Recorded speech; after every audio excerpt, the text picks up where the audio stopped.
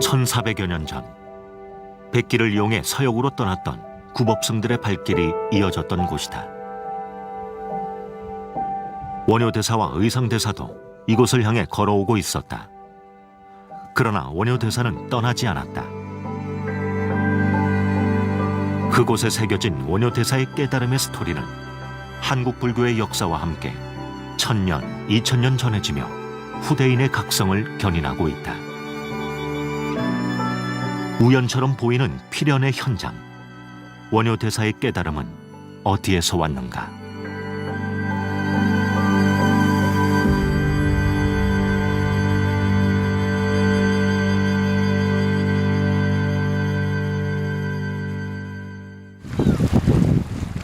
(6세기) 중반 관산성 전투에서 승리한 신라는 당은포 개척에 나섰고, 진흥왕 이후 당은포는 신라 최대 교역항으로 대외 무역의 중심지였다. 삼국 가운데 가장 후진국이었던 신라가 비약적으로 발전할 수 있었던 문화 통로였다.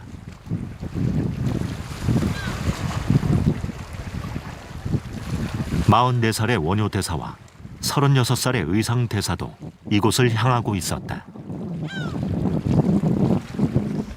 제 뒤로 아름답게 펼쳐진 서해 바다가 보이십니까? 이곳은 경기도 화성시에 있는 궁평항입니다. 아마도 7세기에 원효와 의상이 이곳을 향해서 유학을 시도했던 것으로 보입니다. 그 당시 아마 이 일대가 당은포가 아니었는가 생각됩니다. 서기 650년에 원효와 의상은 중국 당나라로 돌아온 현장 법사의 신유식을 헌모해서 유학을 시도하게 됩니다. 당시에는 고구려의 영토를 지나서 요동까지 갔다가 요동에서 고구려 술락군에게 세작, 즉 간첩으로 오인받아가지고 감옥에 갇혔습니다. 다시 풀려난 이후에 신라로 돌아옵니다. 그 이후 661년에 이번에는 이 바닷길을 향해서 2차 유학을 시도하게 됩니다. 원효와 의상은 아마 6월 20일 전후, 당시 아마 장마철로 추정됩니다만 이 서해 당은포를 향해서 2차 유학을 떠나게 됩니다. 그런데 먼 길을 걷다가 장마비가 내리기 때문에 비를 피해서 한 무덤 속으로 들어갔습니다. 물론 첫날에는 땅막이라고 하는 곳인 막장으로 들어가서 잠을 눕혔습니다. 근데 그 다음날 아침에 보니까 무덤이었죠. 근데 비는 칠흑같이 내렸기 때문에 다시 하루를 더 잠자게 됩니다. 잠을 자다가 새벽에 일어나서 갑자기 원효를 외치게 되죠. 그래서 어젯밤 잠자리는 땅막이어서 매우 편안했는데 오늘 밤 잠자리는 무덤이어서 매우 뒤숭숭하구나. 알겠도다. 마음이 생겨남으로 가지가지 현상이 생겨나고 마음이 사라짐으로 땅막과 무덤이 둘이 아니다. 삼계는 오직 유심이요 내 마음속에 있고 만법은 오직 내 인식 속에 있다. 내 마음밖에 어떤 현상이 없는데 어디에 가서 따로 구하리. 나는 당나라 가지 않겠다 라는 오도성을 외치고 바랑을 메고 원효와 의상은 서로 헤어집니다. 원효는 신라 서라불로 돌아가고 의상은 이곳 당은포에서 배를 타고 당나라로 건너가게 됩니다.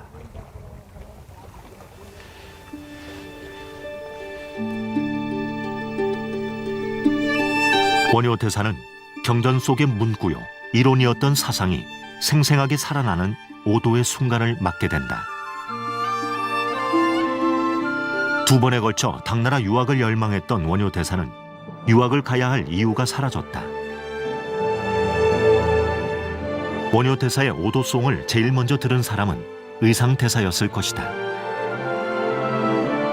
그러나 각성은 나눠줄 수도 전해준다고 받을 수도 없는 내면의 일이다.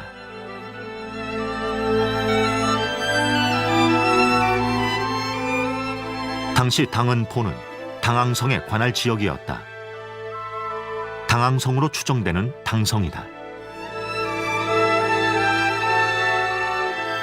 역사 속에 묻힌 당항성의 흔적을 찾고 연구하는 향토사학자가 있다.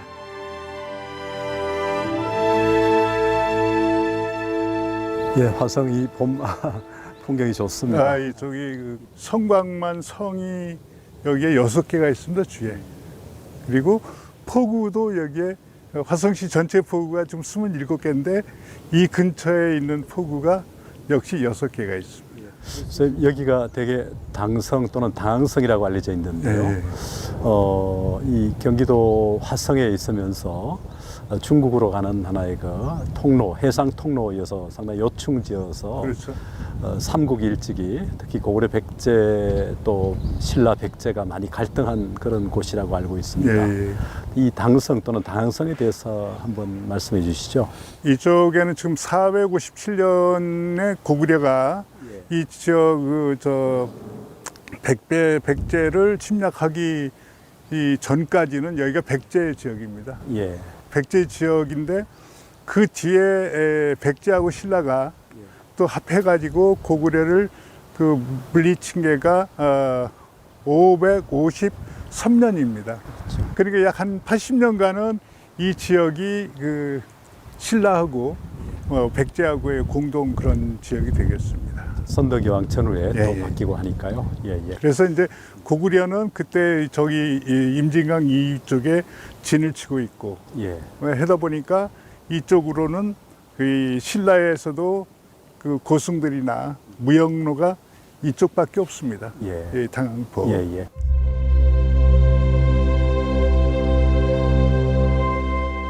대당무역의 관문이었던 당항성은 뺏고 뺏기는 구군이 달린 군사 요충지였다. 오래된 성마다 역사와 문화를 간직하고 있지만 당항성이 더 각별한 것은 원효 대사가 개벽의 순간을 맞이한 곳이기 때문이다. 수많은 구법승들이 이 성곽 위에 올라 유학의 꿈을 다졌을 것이다. 지역 자체가 여기가 상당히 그 어떤 이 해상 항로로서의 지역 자체는 그 굉장합니다. 이쪽이. 예, 그렇게 보입니다. 예. 이쪽이 구법 루트로 알려져 있어서 예, 그렇죠. 고성들이 예. 대개 당나라 유학을 갈 때, 예. 물론 그 이전 수나라 때까지 또 그 이전은 남북조시 때까지 이쪽 관문을 통해서 나간 거로 되게 알려져 예. 있습니다. 저쪽에 바로 건너서 이게 바로 밑에가 원골이 되겠습니다. 원골. 예, 예. 그다음에 건너다 보이는데 이제 화란 진이 돼 있는데 예, 나루터. 화란 진이 거기에는 작은 수군 첨 그 절제사가 있던 데입니다. 이게 그 다음에 이 안쪽으로 가면은 이제 남경포라는 또 포구가 있습니다. 예. 그 포구가 그러니까 이 당성 주변으로 해서 포구가 6개가 있습니다. 그래서 여기가 굉장히 중요한 그 이 수로 그 포구가 되겠습니다.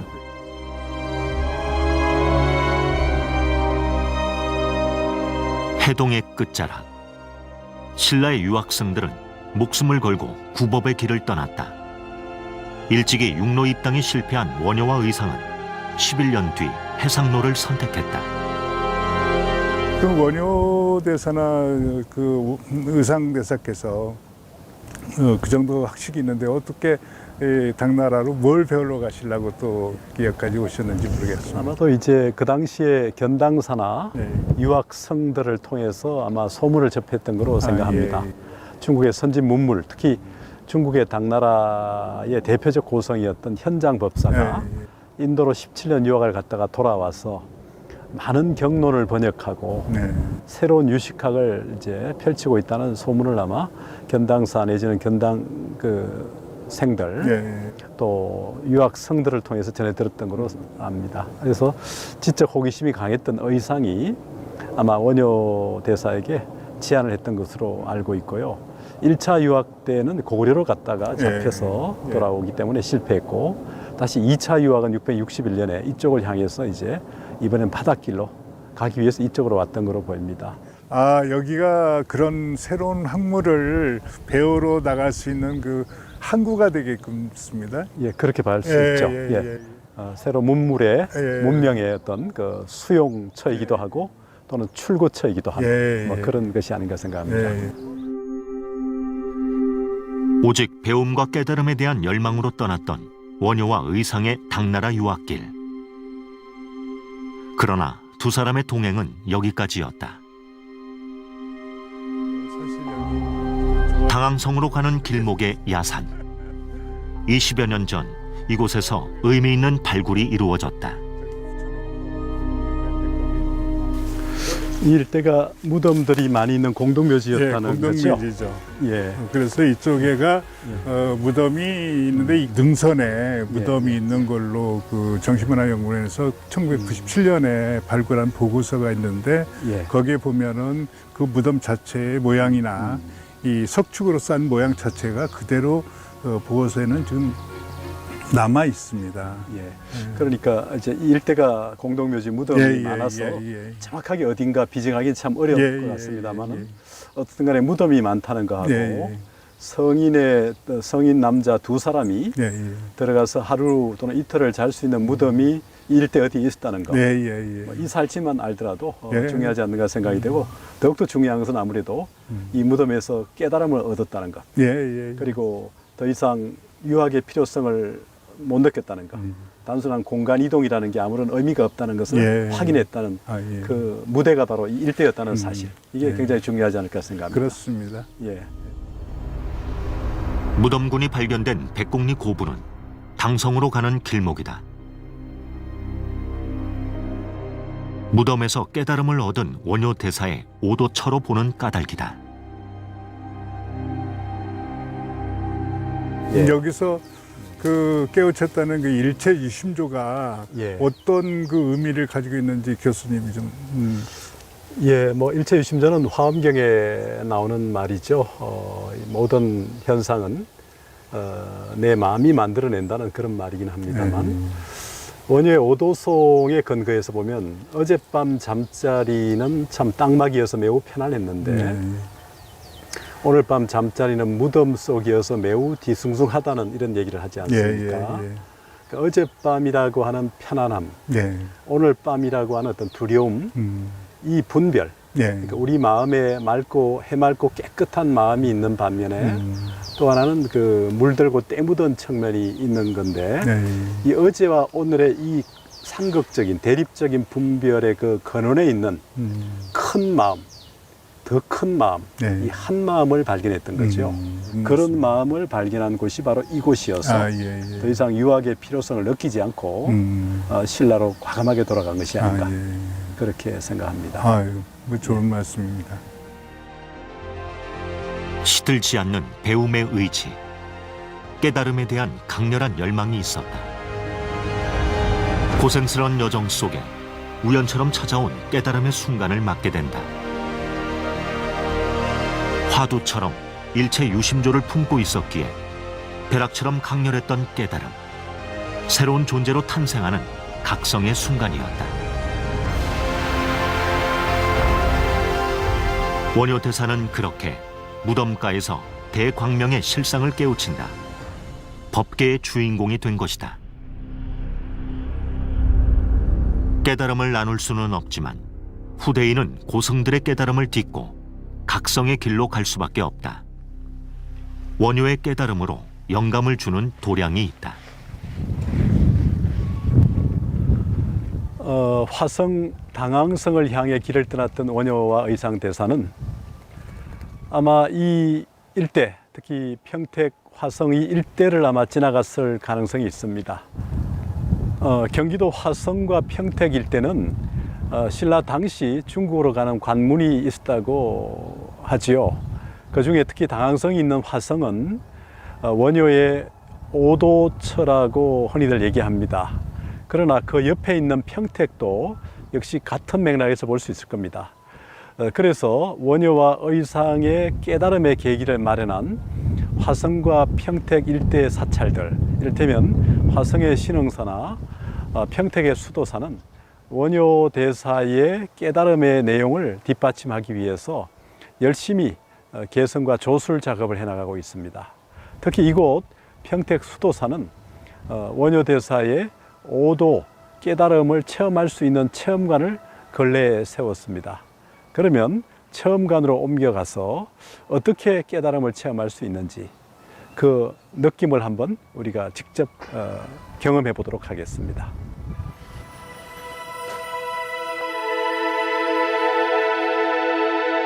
(1400년) 전 원효 대사의 깨달음은 우리에게 어떤 메시지를 전하고 있는가?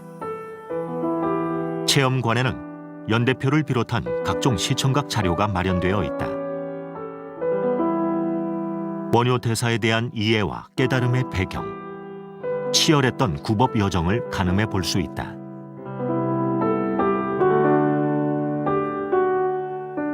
경주 분황사에서 서해 당항성까지 원효 대사가 걸었던 구법 루트와 일심 사상을 비롯해 흉내낼 수 없는 보살행의 경지, 무의 사상에 대한 이해를 돕고 있다.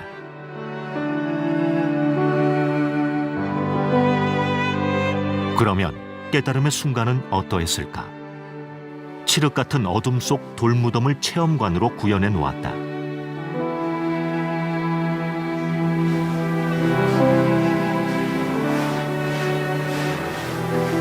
여기가 평택 수도사에 조성된 원효대사 깨달음 체험관입니다. 이렇게 만들어 두니까 초중고생들 또 일반인들에게 교육관으로서의 효과가 상당할 거라고 생각이 됩니다. 원효대사가 이와 같은 무덤 속에서 하루를 자면서 아주 편안하게 잠을 잤는데 또 하루를 더 자게 되면서 여기서 큰 깨달음을 얻게 됩니다. 그 깨달음을 우리는 흔히 일심의 발견이다 이런 말을 합니다. 그런데 이제 이 일심이라는 게 과연 뭐냐 하는 부분에 대해서는 쉽게 설명하기가 어렵습니다. 중생과 부처가 하나의 관점에서 볼 수 있을 것이냐, 둘의 관점에서 볼 수 있을 것이냐 하는 문제가 바로 일심과 관련됩니다. 중생이 부처가 되기 위한 길은 바로 일심을 발견하는 길이고 원효대사는 바로 이 무덤 속에서 어젯밤의 편안한 상태, 오늘 밤의 뒤숭숭한 상태의 근원에 자리한 일심을 발견함으로써 바로 깨달음을 얻게 되는 겁니다. 그 공간이 바로 이렇게 마련된 오도체험관이라는 것이죠. 이곳이 정확히 원효가 오도한 공간이라고 하는 비정은 할 수 없습니다. 다만 이 평택 수도사에서는 이곳을 원효가 깨달았다는 공간으로 재현함으로써 보다 많은 사람들에게 교육의 효과, 체험의 효과를 누리도록 배려했다고 생각합니다. 그런 의미에서 사찰이 할 수 있는 역할이라는 것이 단순하게 부처님 가르침을 전하는 것만이 아니라 실제 불자들에게 체험하고 느낄 수 있는 공간을 마련할 필요가 있다는 것을 여기 오도체험관에 와서 다시 확인할 수 있게 됩니다.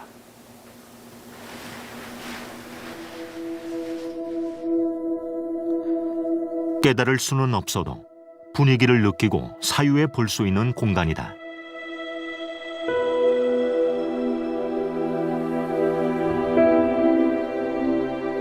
원효대사가 깨침을 얻고 난 이후에 서라벌로 돌아가서 많은 저작을 하게 됩니다. 백부 240여 권 가까이 있었다고 전해집니다만 현존하는 저술은 한 20여 종 조금 더 됩니다. 그 남아있는 저술들 속에서나마 원효 철학의 핵심인 일심의 철학이 굳건하게 재건되고 있다는 사실을 확인할 수 있습니다. 그런데 원효 대사가 한국 사상사에서 또는 한국 철학사에서 일심의 철학을 굳건히 확립함으로써 불교, 특히 대성불교는 커다란 하나의 정리가 되었다 볼 수 있을 겁니다. 철학사에서 원효의 일심은 이후에 진울선사의 진심의 철학, 그리고 태고의 자심, 나옹의 무심, 그 다음에 청의 휴정의 선심, 경허의 조심, 만의 유심, 성철의 돈심이라고 하는 중요한 키워드를 중심으로 사상적인 영향을 미치게 됩니다.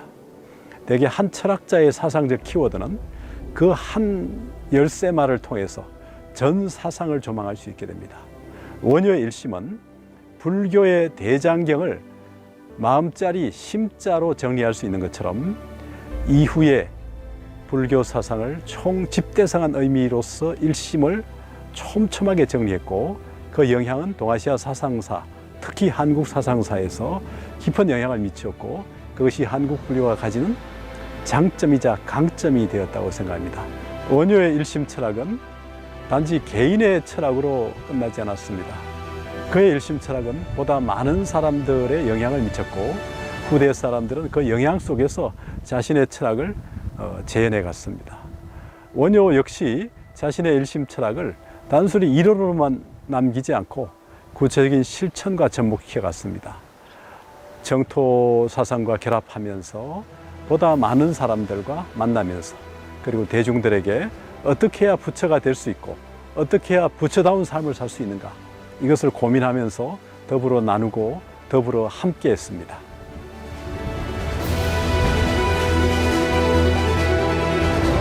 일심의 도리를 깨우친 원효 대사는 걸리는 것이 없었다. 민중들과 함께하며 춤추고 노래하는 무의 행을 이어가게 된다.